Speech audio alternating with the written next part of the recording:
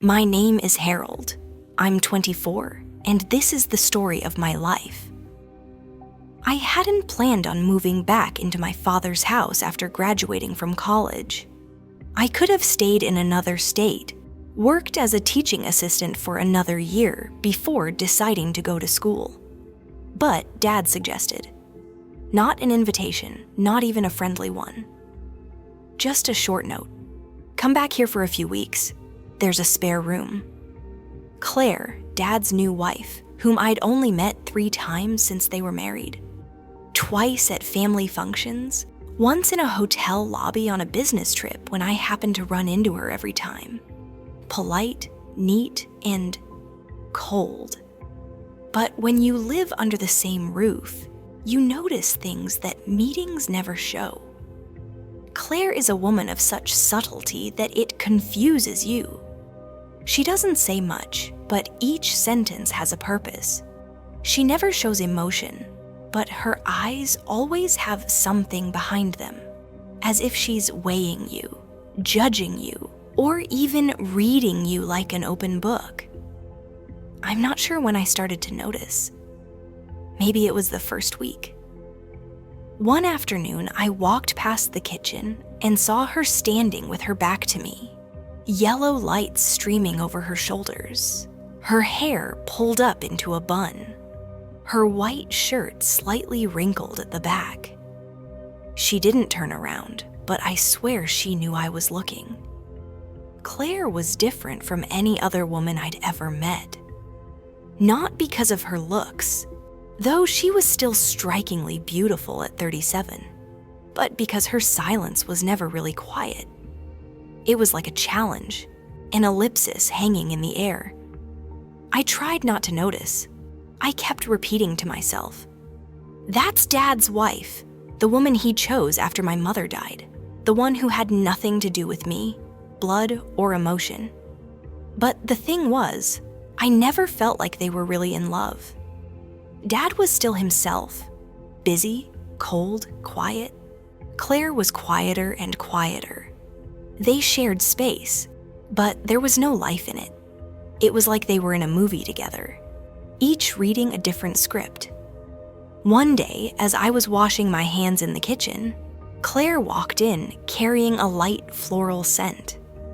She stood next to me, opening the cupboard to get a glass. Her hand brushed mine, maybe by accident, but it made me jump like electricity. I turned to look. She looked at me too. No smile, no jerking her hand, no hurrying away like other people do when they accidentally bump into each other. Just looking calmly. "Have you had breakfast?" she asked. I shook my head, but I don't remember if I answered or not. The kitchen suddenly became smaller. The air was thick.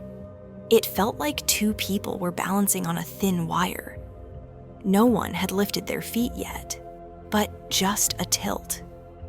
From that day on, I began to realize the silence in this house was not harmless. It was like a creature lurking, waiting for a moment of weakness. And I didn't know in this game of silence who started it, me or her. One thing I learned early in life, the most important things are often the ones no one says. Like my dad's affair, I didn't need anyone to tell me. I didn't need concrete evidence. I saw it in the silences between him and Claire, the way she sat across from him at the dinner table, but wasn't really there. The way her eyes glanced over his shoulder when he talked about work, as if searching for something long gone. And he was still the same. Neat, logical, cold. My dad was the kind of person who believed that silence was the ultimate form of control. When he didn't speak, he was the most powerful person in the room. Claire was silent in a different way. Not because she wanted to win, but because she had stopped trying. I don't know why they stayed together. Maybe it was the image, maybe it was the wealth, or maybe it was just too much to break up. I began to observe Claire, not just with my eyes, but with my feelings. At first, I tried to avoid her eyes, but the more I avoided them, the more I was drawn to them, as if there was an unacknowledged string between us that stretched every day. She kept her composure hair in a bun, white shirt, bare feet on the wooden floor in the morning. No words beyond the social norm, but there was something about the way she walked past me. Too close to be casual, but not close enough to be considered a transgression. One afternoon, I was standing on the balcony, reading a book when I saw her in the yard, watering the plants. Long skirt, slightly arched back collar falling behind her shoulders. The sunlight highlighted the skin at the back of her neck, making me miss a breath. She looked up. Her eyes met mine. No avoiding. We stared at each other for longer than necessary. I don't know what she was thinking, but in that moment, I felt I was no longer the lost son, living temporarily in my father's house. I was a man, seen, acknowledged. Gradually, those small distances disappeared. Claire would come into the kitchen when I was there. Sometimes she would ask me what I wanted to drink. Sometimes she would touch my hand when she reached for a glass of water, or stand close enough to me that she didn't need to be that close. Each time I wondered, was I imagining things? Or was she playing a game we both knew the rules of? One night, as I was clearing the table, she walked past me. I didn't turn around, but I knew I could feel her eyes lingering on the back of my neck, as if waiting for me to turn around. But my heart was pounding, as if I had just run across a busy saint. What confused me most wasn't the tension between us. It was that I was starting to feel angry at my father. Not because of what had happened. Not because he had abandoned my mother in the final stages of her life. It was because he had not seen Claire, or worse, he had seen her and had not cared. There was something in me that wanted to protect her, a selfish, immature, childish part, but also a part that I had buried for too long. A part that longed for someone to really see me and let me see them. That night, I couldn't sleep. I went down to the kitchen to get some water. The dim light was still on, and Claire was sitting at the table holding a cup of tea, looking out the large glass door. I didn't mean to disturb her, but when I turned around, she spoke. "Noah," I paused. She didn't look at me. "Do you think there are people who go their whole lives without ever really being touched?" I didn't answer right away. I looked at her hand on the glass, her fingers slightly curled, as if holding the last of the warmth of the water. "Yes," I said, "and there are people who go through their whole lives not touching anyone for fear of being seen." Claire turned to look at me. Then her eyes were like an open door, and I knew that if I took one more step, everything would change. I didn't move forward. I didn't move back. We just looked at each other, both of us knowing what was going on, but neither of us saying anything. And that somehow was more intimate than a hug. There was a special kind of silence that came not from the lack of sound, but from the fact that everything was so carefully calculated that no one dared to make a sound. Claire was that kind of person. Her every move was measured, but not random. Like a silent conductor, she controlled the space around her with the smallest things. The stroke of her hand stirring her teeth, the length of her gaze, and the way she placed a period when she spoke. I used to think I was imagining things, but as time went on, I became more certain.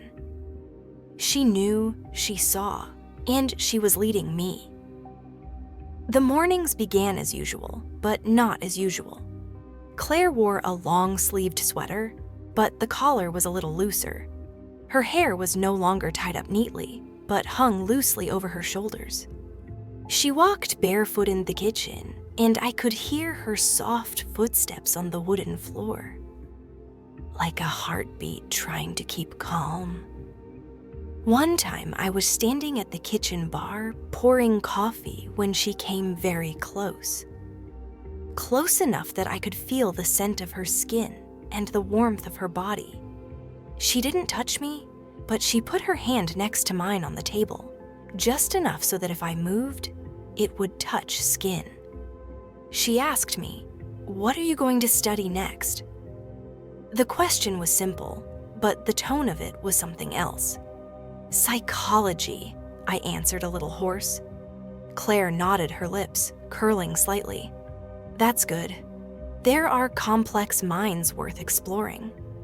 I wasn't sure if she was talking about me or herself. I began to test myself.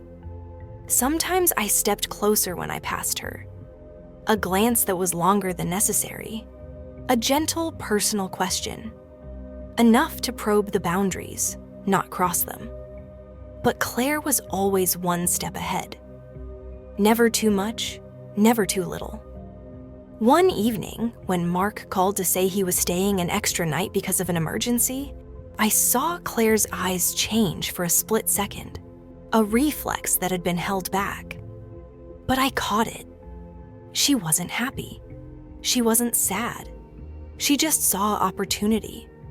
I didn't know where it had started. I didn't know who had stepped onto the board first.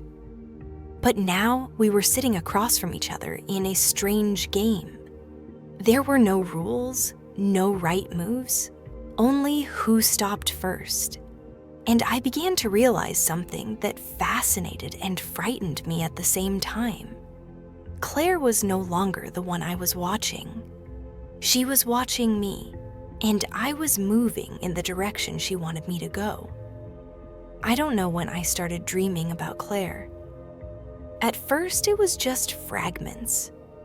Her silhouette gliding through the doorway, the faint sound of laughter in the kitchen, the faint scent of flowers clinging to the sheets. But then the dreams became more vivid, more real, to the point where when I woke up, I had to sit still for a long time to separate the line between imagination and reality.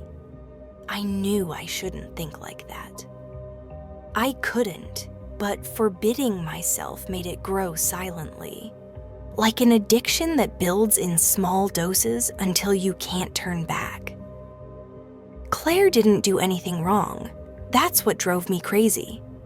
She never touched me in an inappropriate way, never said anything out of line. But everything she did, the way she walked past me, bent over to get something called my name in a low, even voice, felt like tiny knives cutting into my defenses. I didn't know where the line was anymore, and I was sure she knew it too. It was a rainy evening, and Mark hadn't come home yet. I was sitting on the balcony, my feet up on the railing, listening to the wind blowing through the trees. Claire brought me a cup of hot tea. She wasn't wearing her usual long sleeve top, just a thin cream sweater. The collar slightly drooped. The light from inside the house highlighted the curve of her collarbone. I didn't look away. I didn't have the sense to pretend to be indifferent anymore. "I noticed you've been quieter than usual these past few days." She sat down next to me, not too close, but close enough for me to hear her breathing. "I'm trying to think," I answered about one.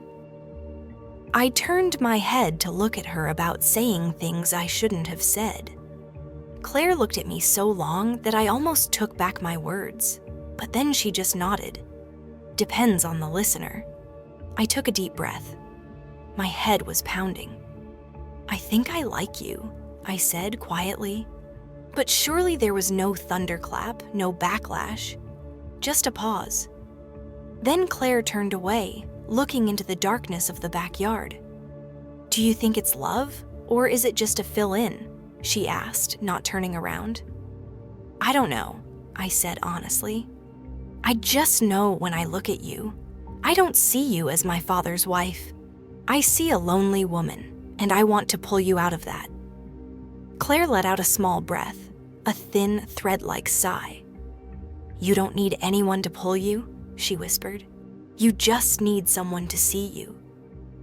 We sat in the rain, neither of us saying anything more. But in that moment, I knew I had crossed a line. And Claire, she didn't stop me. No progress either. There are limits that people think they will never cross until they realize they have crossed them for a long time. Just not brave enough to admit it. That night it did not rain. The air was dry, gloomy, as if everything was holding back something that was about to burst. Dad called to say he was late, a party with partners or a surprise meeting. I didn't care anymore.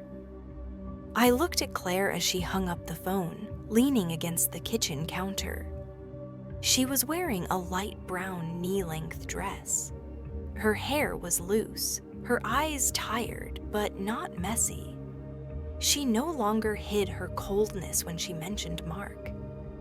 Maybe she had never tried to hide it. I opened my mouth to say something, then closed it. There were no words precise enough for the tension building inside me. Only action. Claire turned her eyes, stopping on me.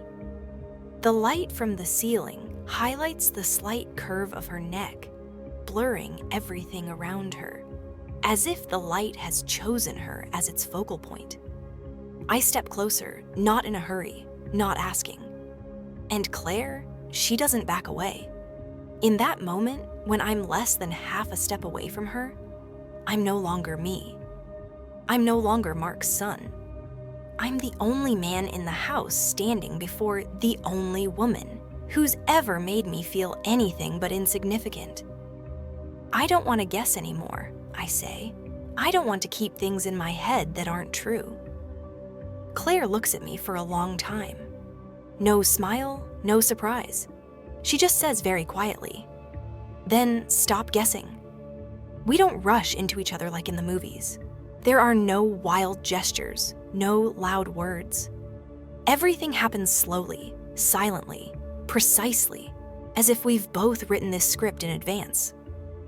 My hand rested on her waist. She touched my breast lightly, not pushing, not holding. We stared at each other for a long time before our lips met. Not a quick kiss. A question that didn't require an answer. I had never touched anyone like that, and I was sure she had never let anyone touch her like that. Not for lack of opportunity, but for lack of truth. We found that out that night. Afterwards, we lay together without lights, without voices. The room was filled with breath and silence, but not the uncomfortable silence of the first weeks I had moved in. For the first time, the silence felt meaningful. I turned to look at Claire. She was lying on her side, the light from the window reflecting off her cheekbones. I wanted to say I love you, but I knew she wasn't ready to hear it, and I wasn't ready to be rejected. Instead, I just touched her shoulder lightly, feeling the warmth of the person I once thought was impossible. I couldn't sleep that night, not because of fear nor guilt, but because some part of me didn't want to leave that moment. I lay next to Claire, counting her steady breathing in the dark, as if I were trying to memorize every sound of something unrepeatable.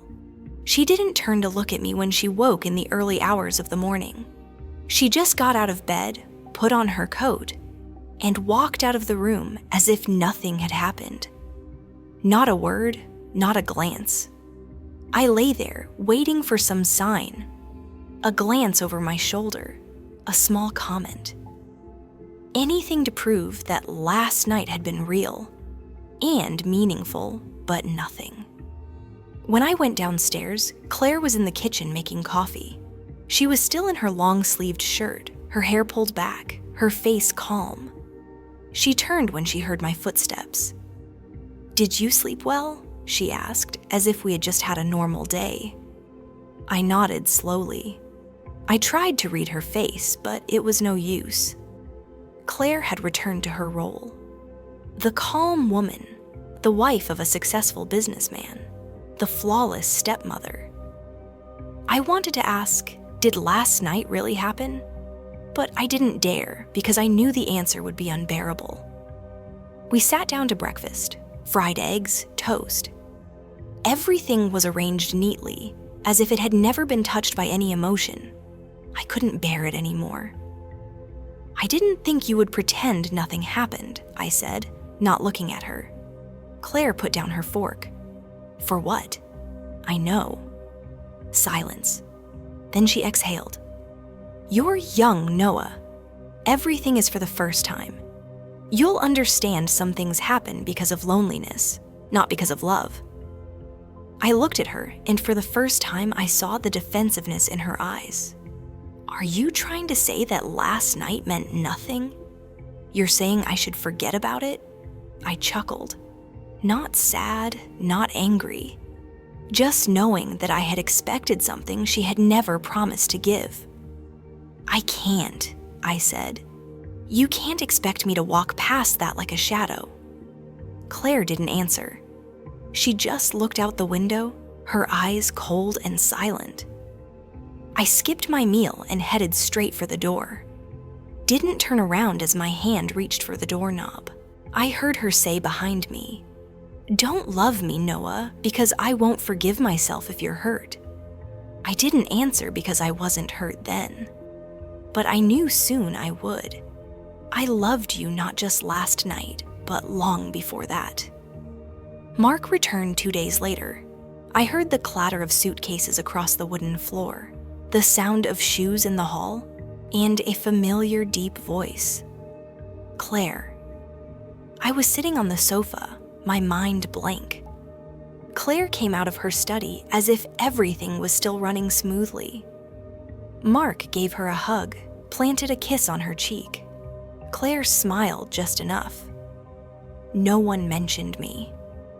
Even though I was sitting right there just a few feet away, a few minutes later, Mark turned to me as if he had just remembered my existence. "So did you help Claire keep the house while Dad was away?" I looked at him a long time. "I think she's fine without Dad here." He raised his eyebrows. A faint smile appeared on his lips, half amused, half wary. "You're talking more maturely these days." I didn't answer. I could tell he was starting to get suspicious. And honestly, I wanted him to be suspicious. That night, I tried to avoid Claire. I didn't want to see her fall into the role of the perfect wife again. Not after I'd seen her in a more real, more emotional, more painful version.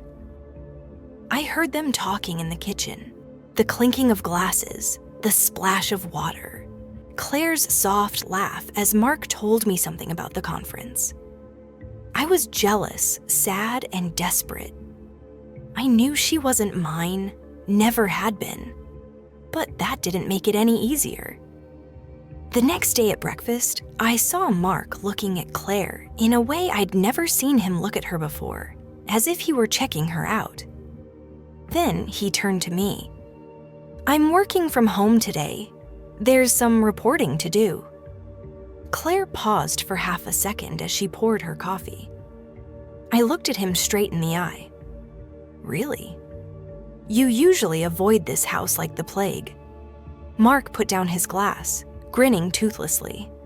"It sounds like Noah wants to say something you should hear." Claire looked up to intervene, but I spoke up. "It's just weird. When you're away, things feel easier."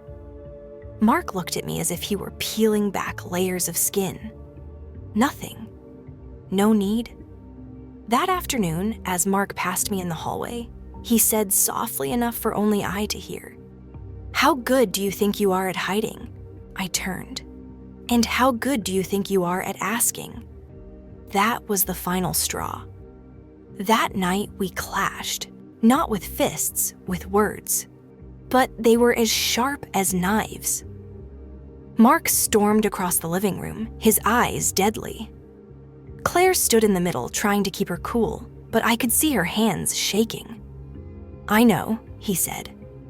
"I know from the way she looks at you, like a hungry dog that just saw food." I took a step forward. At least I looked. Dad just used her. He sneered. "She's my wife." "No," I said, not taking it back. Dad never treated her like a wife. She was just a tool for his image as a stable businessman, a model family man, an empty shell. "Shut up," Mark growled. "Or what are you going to do? Hit me, kick me out." "Go ahead. I'd rather sleep outside than live in this house and pretend everything is real." Claire burst into tears. Mark turned away, his voice hard. "Pack up. Get out of my house tonight." I didn't protest. I walked into the room, stuffed a few things into my backpack, and walked out. Claire stood near the door, tears still streaming down her face. I stopped, gazed at her for a long moment. "I don't know if you regret it, but I don't." Claire didn't answer. She just put her hand to her chest, as if holding something back, not letting it break. It started to rain as I left the house. I didn't know where I was going. I just knew I needed space to breathe, to forget the image of her standing next to a man who didn't deserve her, and me who didn't deserve her. I drove down familiar streets, the rain lashing against the windshield like a slap in the face. My heart was pounding, my hands were shaking. I heard her voice in my head. "Don't love me, Noah." The light was red. I slowed down. An SUV on the other side of the road swerved into the lane. Everything then faded into a blur of horns, screeching brakes, the sound of metal clashing. I don't think words can kill, but sometimes they're the final push. I don't remember the impact, only the flash of headlights, the long piercing siren, and then everything turned to a deep, terrifying silence. No pain, no screams, just the feeling of being pulled out of my body, floating somewhere between nothing and nothing. When I opened my eyes, the first thing I saw was the white ceiling, the strong smell of antiseptic, the steady hum of the machines. A bright light pierced my left eye. I closed it. I couldn't move. Everything felt pinned to the bed. A cold chill radiated from my ribs, but my mind was as blank as a room that had been empty for too long. I heard the first person. It was Claire. Her voice wasn't crying. It wasn't shaking, but it was tired and heavy, as if she had been sitting there for hours, days without moving. "Can you hear that, Noah?" I couldn't answer, but I heard it. She told me about the first days, about the first time I walked into the house, careful, as if afraid to disturb the atmosphere. About the first time I talked back to Mark, and she felt proud, even though she didn't say it. Then her voice dropped. "I'm sorry I couldn't open my eyes, but I knew she was there." Claire. I could feel the change in the air every time she entered the coolness of the room, softening the click of high heels on the floor, the familiar scent of jasmine tea wafting like an old memory. I had been lying here for days. My consciousness was in and out of focus. The outside world passed by like a frosted glass. I could see images, hear voices, but I couldn't touch anything. I heard Claire whispering every day. Sometimes it was small talk about the roses blooming in the yard, about the stray cat sleeping on the roof, about the dishwasher making its usual loud noise. But today, she didn't tell a story. She just stayed silent for a long time.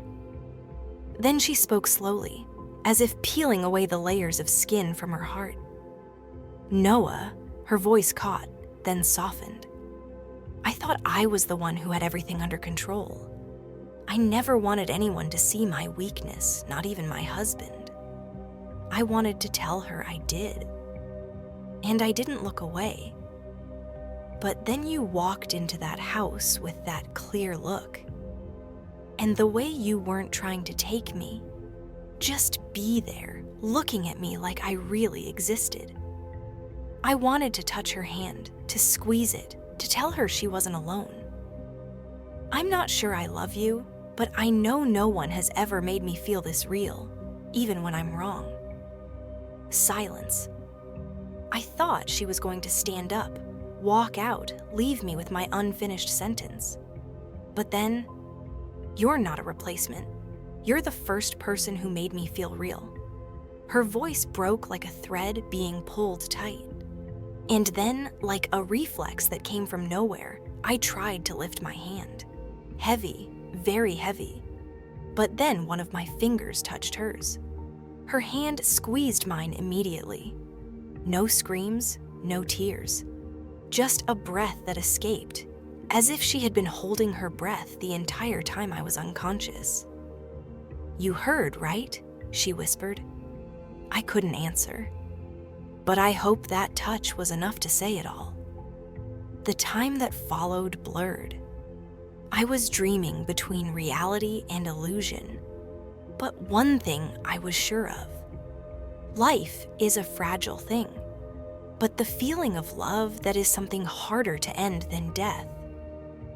I don't remember the exact moment I woke up. It wasn't like a movie. There was no constant buzzing or a jerk that made my eyes open. Just a feeling as soft as a whisper. Like when you're drowning and suddenly someone calls your name from the shore. The first time I moved my hand, it was shaking like it didn't belong to me anymore. But I felt alive, like a very faint light at the end of a long tunnel. And my hand was held by someone.